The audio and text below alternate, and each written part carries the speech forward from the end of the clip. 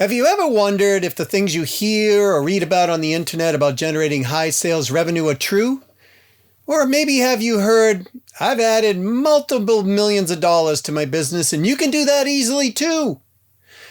Maybe you asked yourself, really? If this sounds familiar to you and you want sound information derived from experience with working with thousands of clients, then hi, I'm Doug Brown, and in this video, I'm going to share with you what I've discovered that's actually true after generating hundreds of millions of dollars in revenue.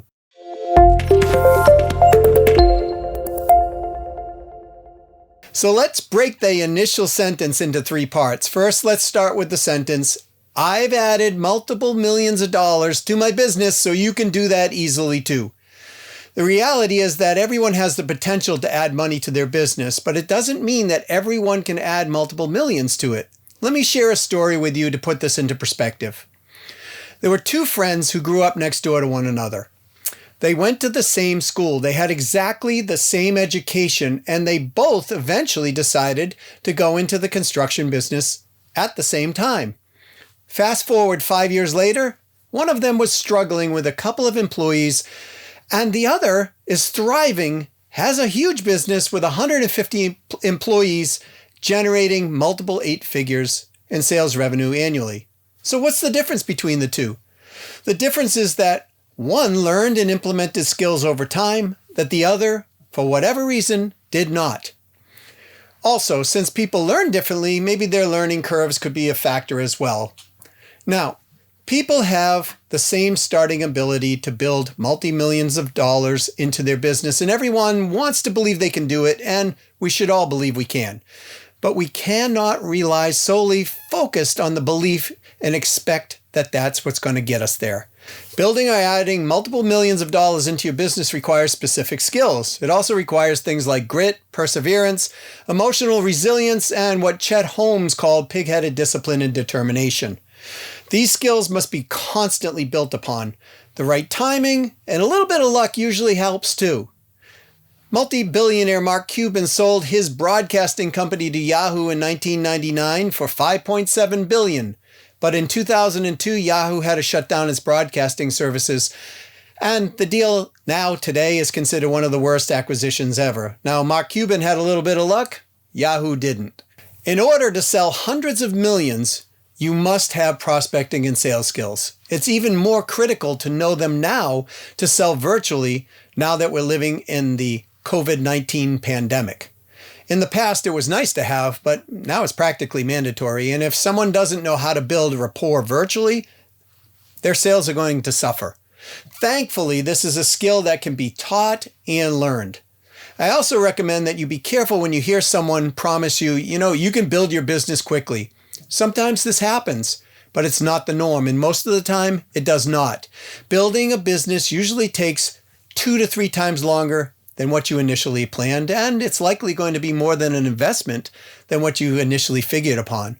So the more realistic expectations you have, the better for you and for your business.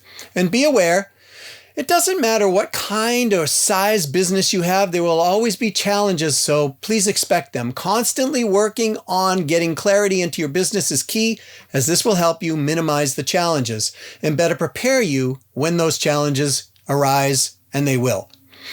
There is always going to be something, though, so you have to be able to live what I would call an ambiguity while growing your business.